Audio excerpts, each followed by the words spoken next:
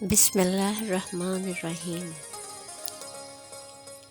حضرت میاں محمد بخش صاحب رحمۃ اللہ علیہ کا شعر ہے،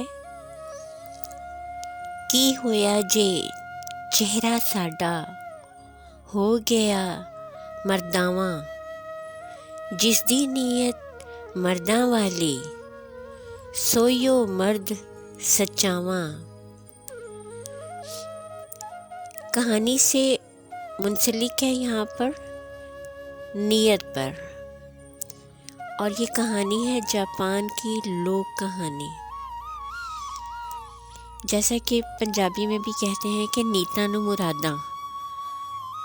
اور اس کہانی کا عنوان ہے چٹان کو چیر کر پار جانے والا تیر۔ جاپان کی یہ لوک کہانی تقریباً 1500 برس پرانی ہے، جسے جاپانی آج بھی بڑے شوق سے سنتے ہیں۔ قدیم جاپان میں ایک مشہور تیر انداز تھا جس کا نام توارا ٹوڈا تھا۔ سارے ملک میں اس سے بہتر کوئی اور تیر انداز نہیں تھا۔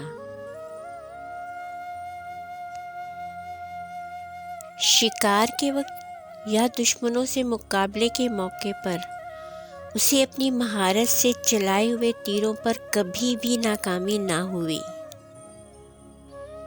توارا ٹوڈا کی اس مہارت کی وجہ سے جاپان کے شہنشاہ مکاڈو نے اسے فوج کا سربراہ مقرر کیا۔ بادشاہ کو توارا پر پورا بھروسہ تھا کہ جب بھی کسی دشمن ملک سے لڑائی ہوگی تو توارا کے تیروں سے دشمن کو بھاری نقصان اٹھانا پڑے گا۔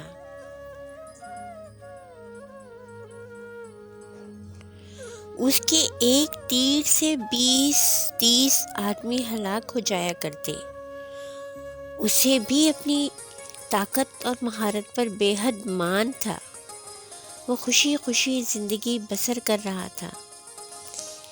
ایک روز اس کے پاس ایک بہت ہی کم حیثیت کسان آیا اور سلام دعا کے بعد کسان نے اس سے التجا کرتے ہوئے کہا، قابل تعظیم و قابل احترام توارا، ہمارے صوبے میں ایک خوفناک اور خونخوار اژدہا آیا ہوا ہے جو کم و بیش 60 فٹ لمبا ہے۔ وہ آدمیوں اور مویشیوں کو کھا جاتا ہے۔ ہم سب سخت پریشان ہیں۔ ہم میں سے بہت سے لوگوں نے اسے مارنے کی کوشش کی مگر ناکام رہے۔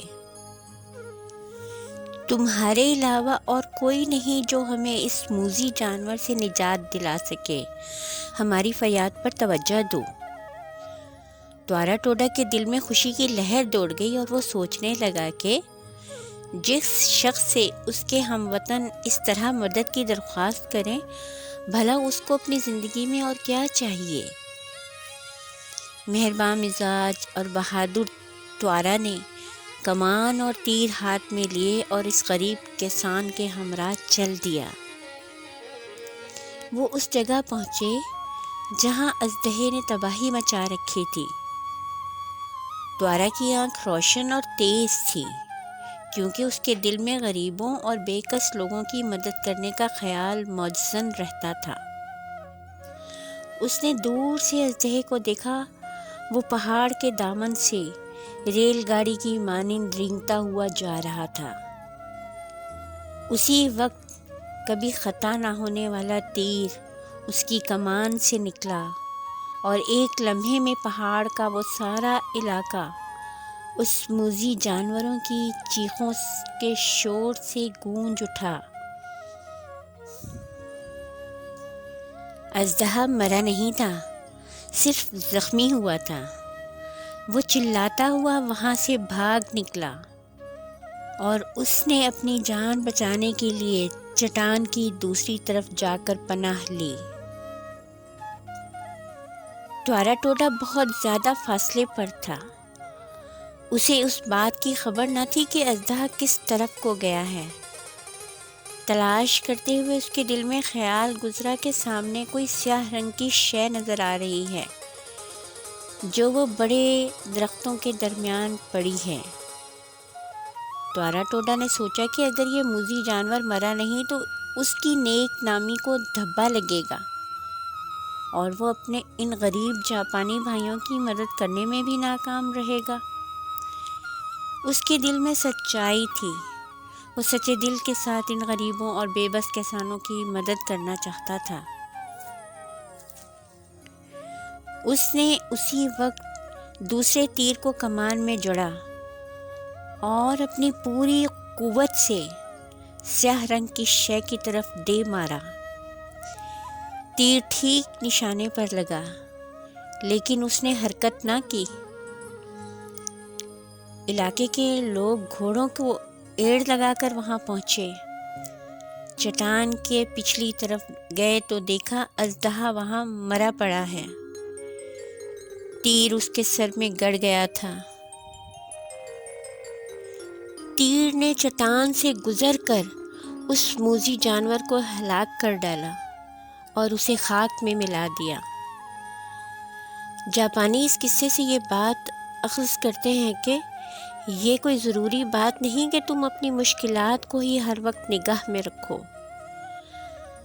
اگر تمہاری قوت ارادی مضبوط ہے، تمہاری نیت سچی ہے، تمہارا ارادہ پختہ ہے، تو غیر ممکن کو بھی ممکن کر دکھاؤ گے۔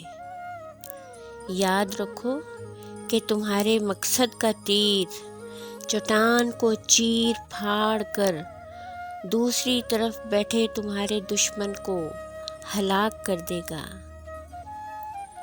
جاپانیوں کا ایک فوجی گیت ہے جس کا آخری مصرع کچھ یوں ہے: تیروں سے جگر کوہ کا یک بارگی چھیدو۔ اس صورتحال سے منسلک حضرت میاں محمد بخش رحمۃ اللہ کا ایک بہت ہی مشہور شعر بھی حاضر خدمت ہے: کنڈے سخت گلاباں والے دوروں ویخ نہ ڈریے، چوباں چلیے رت چوائیے، چول پھلیں تد پریے۔ یعنی کہ گلاب کے پھولوں کے حصول کی خاطر کانٹوں کی چبھن برداشت کرنا پڑتی ہے۔ بہت بہت شکریہ۔